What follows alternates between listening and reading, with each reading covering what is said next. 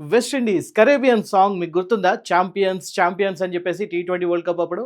నిజంగా ఆ పాటలో ఎన్నిసార్లు అయితే ఛాంపియన్స్ అని అన్నారో అన్నిసార్లు ఛాంపియన్స్ అయ్యి తీరాలని కోరుకుంటున్నట్టుగా అనిపిస్తుంది మొత్తానికైతే. పరిస్థితి చూస్తే అలానే ఉంది. ప్రస్తుతానికి ఈ సూపర్ ఎయిట్స్‌లో ప్రతి ఒక్క టీమ్‌ని వెస్టిండీస్ భయపెడుతుంది. ఈసారి మళ్ళీ ఇంకొకసారి కప్పు ఎత్తే అవకాశాలు కూడా ఉన్నాయని చెప్పి అంటున్నారు. అసలు ఈసారి వెస్టిండీస్ ఒకవేళ వరల్డ్ కప్ ఎత్తే అవకాశం ఉందా? ఉంటే ఆ పర్సెంటేజ్ ఎంత? దాని గురించి ఇప్పుడు ఇవాళ క్లియర్‌గా ఒక డీటెయిల్ అనాలిసిస్ చేద్దాం. నమస్తే, మీరు చూస్తున్న స్పోర్ట్స్ 99 టీవీ. నేను పవన్ కృష్ణ. సో లేట్ చేయకుండా స్టార్ట్ చేసేద్దాం. As you can see Caribbean తుఫాను వెస్టిండీస్ జైత్ర యాత్ర. నిజానికి ఈసారి ఇప్పుడు జరుగుతున్న ఈ మ్యాచెస్‌లో అసలు నార్మల్‌గా కాదు, దుమ్ము లేపేస్తుంది వెస్టిండీస్. ఒకసారి ప్రస్తుత కోచ్ డారెన్ సమీ, ఒక ఛాంపియన్స్ ఆటగాడు, ఇప్పుడు కోచ్. ప్రపంచ కప్‌లో ప్రమాదకరమైన జట్టుగా ఎలా మారింది? మనందరికీ తెలిసిందే డారెన్ సమీ చాలా చక్కటి ఆటగాడు. అసలు నిజం చెప్పాలంటే పవర్ హిట్టింగ్ కానివ్వండి, ఏదైనా కూడా ఒక రేంజ్‌లో చేస్తూ ఉంటాడు. సో అలాంటి అతను 2 సార్లు 2012 కానివ్వండి, 2016 కానివ్వండి వరల్డ్ కప్ ఛాంపియన్‌షిప్ గెలిచారు మొత్తానికి వెస్టిండీస్. అండ్ వాళ్ళకి ఇప్పుడు అదే డారెన్ సమీ కోచ్‌గా వ్యవహరిస్తున్నారు. నేను చెప్పాలంటే ఒక విన్నింగ్ టీమ్‌ని, ఒక విన్నింగ్ కెప్టెన్ ఎలా అయితే నడిపిస్తూ ఉన్నారో అలాంటి వాళ్ళు ఇప్పుడు కోచ్ అయ్యేసరికి నిజంగా అసలు టీమ్‌కి సంబంధించిన సమీకరణాలే మారిపోతున్నాయి. వాళ్ళ మైండ్ సెట్ మారిపోతుంది. వాళ్ళ ప్లేయింగ్ అగ్రెసివ్‌నెస్ కానివ్వండి, వాళ్ళ మైండ్ సెట్ అనేది చాలా చేంజ్ అవుతుంది. ఇప్పుడు దాని అన్నిటి గురించి ఒకసారి అనలైజ్ చేసే ప్రయత్నం చేద్దాం. ఛాంపియన్లకు పునరాగమం. 2012 అండ్ 2016లో విజేతలుగా నిలిచిన చరిత్ర. అప్పుడు కెప్టెన్‌గా, ఇప్పుడు కోచ్‌గా డారెన్ సమీ. ఇది కేవలం జట్టు కాదు, ఒక కొత్త శకం. ఇది ఇంకొక ముఖ్యమైన విషయం ఏంటంటే, ఇది సూపర్ స్టార్ల జట్టు కాదు, జట్టే ఒక సూపర్ స్టార్.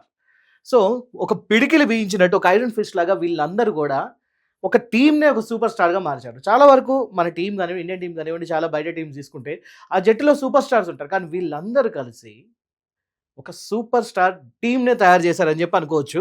ముఖ్యంగా అది అవ్వడానికి వాళ్ళ విక్టరీ సీక్రెట్ ఏంటి అంటే, అహంకారాలకి తాగులేవు. అసలు ఎక్కడా కూడా ఈగోస్ అనేది లేనే లేదు.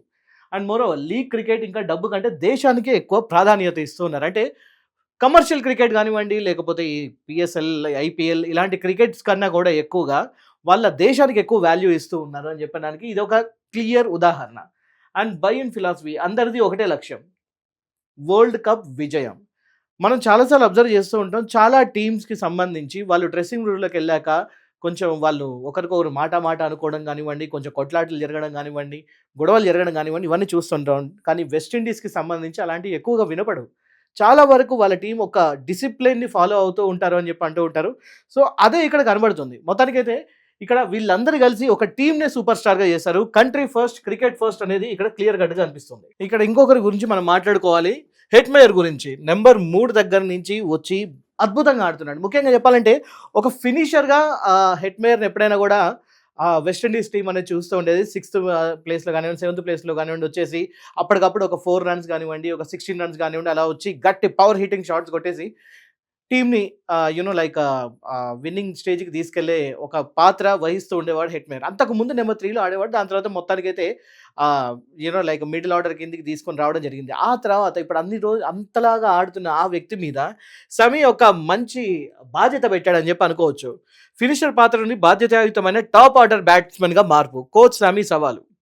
సో సమీ వచ్చేసి ఒక ఆపర్చునిటీ నీకు ఇస్తున్నాను. నువ్వు నెంబర్ 3లో ఇప్పటి నుంచి నువ్వు బ్యాటింగ్ చేయాల్సి ఉంటుంది. నువ్వు ఒక టాప్ ఆర్డర్ బ్యాట్స్‌మెన్‌గా రావాల్సి ఉంటుంది. నీకు అది ఓకేనా అనగానే హెట్మేయర్ ఏమనలేదు. నాకు ఒక 2 గంటలు టైం ఇవ్వండి, నేను ఆలోచించుకొని చెప్తానని చెప్పన్నాడు. 2 గంటల్లో మొత్తానికైతే లెర్నింగ్ అండ్ అన్‌లెర్నింగ్, అంటే ఇన్ని రోజులు తను ఏదైతే ఆడిన ఫినిషర్ పాత్ర ఉందో దాన్ని అక్కడే వదిలేసి మళ్ళీ కొత్తగా నెంబర్ 3లో ఆడడానికి ఏవైతే పునాదులు కావాలో, ఏదైతే అవసరం ఉందో అదంతా ఒక్కసారిగా ఆలోచించుకొని ఓకే ఐఎమ్ రెడీ అని చెప్పన్నాడు. అనుకున్నట్టుగానే నెంబర్ 3లోకి వచ్చేసి పవర్ హిట్టింగ్ ఒక రేంజ్‌లో ఆడుతున్నాడు. ఈ T20 వరల్డ్ కప్‌లో టాప్ ఆర్డర్ బ్యాట్స్‌మెన్‌దే మెయిన్ కీ రోల్. వాళ్ళొచ్చి విచ్చలవిడిగా అసలు విపరీతమైన ఒక షాట్స్ ఆడిన తర్వాత, ఒక మంచి స్కోర్ అనేది స్కోర్ బోర్డ్ మీద పెట్టిన తర్వాత, ఆ తర్వాత మిడిల్ ఆర్డర్స్‌లో వచ్చేవాళ్ళు స్ట్రైక్ రేట్‌ని రొటేట్ చేసుకుంటూ మంచి స్కోర్‌ని ముందుకు తీసుకొని వెళ్తున్నారు. అదే విధంగా వీళ్ళు 250 లాంటి ఒక స్కోర్‌ని చేశారని చెప్పి అనుకోవచ్చు. నిజంగా ఇదొక మంచి స్ట్రాటజీ. హెట్మేయర్ 2.0 ఒక విధ్వంసం అనే చెప్పుకోవాలి. ఇప్పుడు ప్రస్తుతానికి అతని ఒక యావరేజ్ తీసుకుంటే 68 ఉందన్నమాట, 60+. అండ్ స్ట్రైక్ రేట్ కూడా 160+. రైట్ నౌ 7 మ్యాచ్లు ఆడాడు. 7 మ్యాచ్లలో స్ట్రైక్ రేట్ కూడా 180+ ఉందన్నమాట అతని స్ట్రైక్ రేట్. సో అంతేకాకుండా పేస్ ఇంకా స్పిన్లను సమానంగా ఎదుర్కొనే సత్తా అతనిలో ఉంది. ఈ టోర్నమెంట్లో అతన్ని ఆపడం అసాధ్యంగా కనిపిస్తూ ఉంది.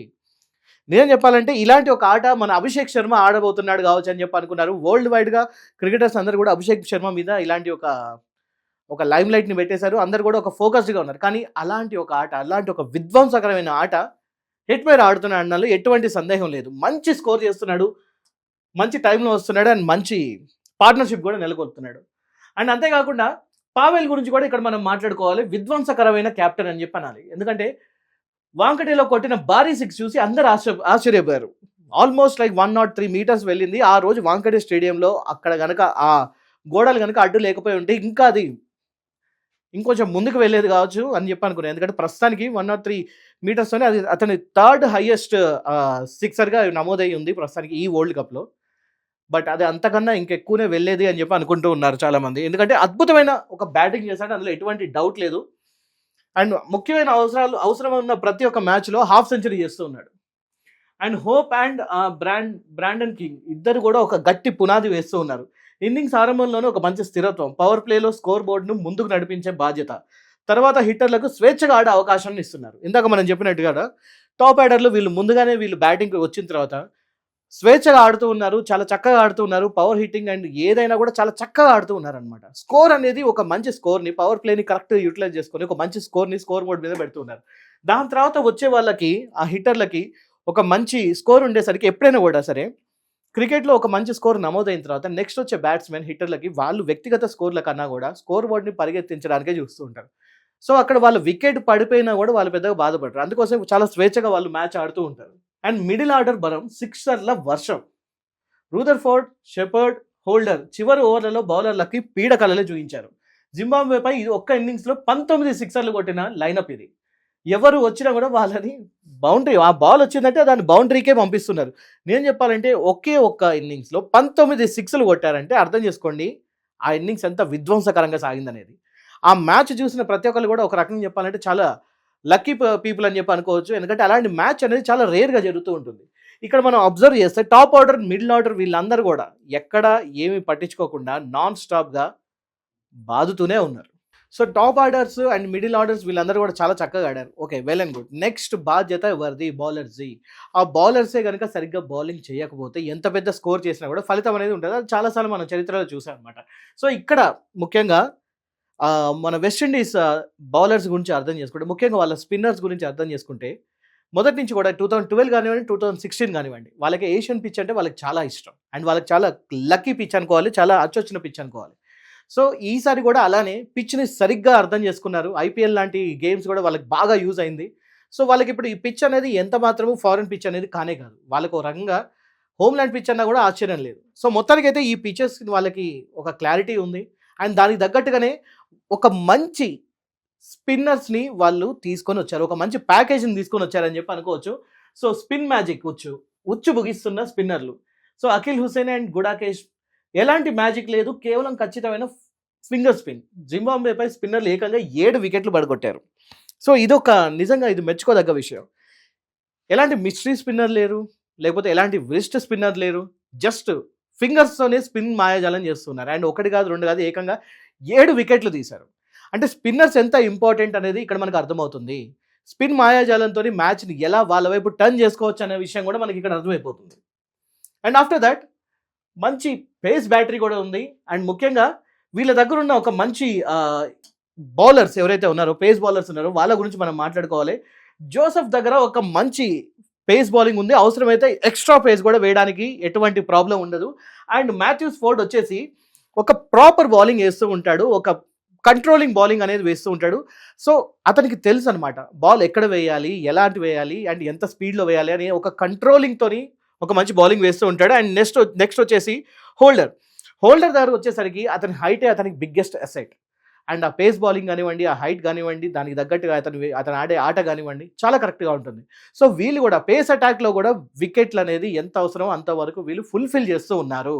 సో స్పిన్నర్లు వాళ్ళ బాధ్యత చేస్తున్నప్పుడు at the same time face bowlers కూడా వాళ్ళ డ్యూటీని 110% కరెక్ట్గా చేస్తూ ఉన్నారు. ఇప్పుడు ప్రస్తుతానికి వెస్టిండీస్ని ఒక అడ్డుకోలేని ఒక శక్తిగా మనం ఇప్పుడు చూడడంలో ఎటువంటి ఆశ్చర్యం లేదు. బలమైన బ్యాటింగ్, వైవిధ్యమైన బౌలింగ్, కోచ్ సామి వ్యూహాలు, ఆటగాళ్ళ ఆత్మవిశ్వాసం, ప్రపంచ జాతర అని చెప్పి అనుకోవాలి. కరేబియన్ తుఫాను వచ్చేసింది ఇంకా. సో ప్రపంచం జాగ్రత్త. సో మొత్తానికి వెస్టిండీస్ అనేది ఇప్పుడు ఒక అడ్డుకోలేని ఒక శక్తి అనుకోవాలి. బలమైన బ్యాటింగ్, వైవిధ్యమైన బౌలింగ్, కోచ్ సమీ వ్యూహాలు, ఆటగాళ్ళకి కావాల్సినంత ఆత్మవిశ్వాసం. ప్రపంచం జాగ్రత్తగా ఉండండి, ఎందుకంటే కరేబియన్ తుఫాను మళ్ళీ వచ్చేసింది. అండ్ ఇక్కడ ముఖ్యంగా చెప్పుకోవాల్సింది, ఈ కరేబియన్స్కి ఏషియన్ పిచ్ అంటే బాగా కలిసి వచ్చింది, బాగా అదృష్టం ఉంది, అండ్ కావాల్సినంత టాలెంట్ ఉంది, మంచి బ్యాటింగ్ లైనప్ ఉంది, మంచి బౌలింగ్ లైనప్ ఉంది, ఫీల్డింగ్లో కూడా అదరగొడుతూ ఉన్నారు. సో ఒక ప్రాపర్ మైండ్ సెట్తో వస్తున్నారు. వాళ్ళకి తెలుసు వాళ్ళ డ్యూటీస్ ఏంటనేది ఇక్కడ వాళ్ళందరికీ తెలుసు. బ్యాట్స్మెన్ కానివ్వండి, బౌలర్స్ కానివ్వండి, ఫీల్డర్స్ కానివ్వండి, కోచ్కి కానివ్వండి, మెంటార్స్ కానివ్వండి, వాళ్ళందరికీ వాళ్ళ డ్యూటీస్ ఏంటనేది క్లియర్ కట్గా ఉంది. సో వీళ్ళందరూ కలిసి వెస్టిండీస్ టీంని ఒక స్టార్ టీమ్గా చేశారు. సో మరి వీళ్ళు రానున్న గేమ్స్లో ఎలా ఆడబోతున్నారు దాని గురించి మనం వేచి చూడాలి. అండ్ ఇండియాకి వీళ్ళు ఎలాంటి సవాలు వేయబోతున్నారు, ఇలాంటి టఫ్ టీంని రేపు సౌత్ ఆఫ్రికా బీట్ చేయగలుగుతుందా? సౌత్ ఆఫ్రికా వీళ్ళని బీట్ చేస్తేనే మన సెమీస్ ఆశలు సజీవంగా ఉంటాయి, లేకపోతే మిరాకిల్స్ జరగాల్సి ఉంటుంది. మరి ఎటువంటి మిరాకిల్స్ జరగాలి, అసలు ఇండియాకి సెమీస్లో వెళ్ళే అవకాశాలు ఎంత ఉన్నాయి, ఇవన్నీ విషయాలు తెలుసుకోవడానికి ఇంకో వీడియోలో మీ ముందుకు వస్తాను. అండ్ మీన్ వైల్ మీరేమనుకుంటున్నారని దాని గురించి తప్పకుండా మాకు కామెంట్ రూపంలో తెలియజేయండి. లైక్స్ కొట్టండి, షేర్ చేయండి, and at the same time subscribe to sports 99 TV. నేను పవన్ కృష్ణ, మళ్ళీ ఇంకొక వీడియోతో మీ ముందుకు వస్తాను. Thank you so much for watching.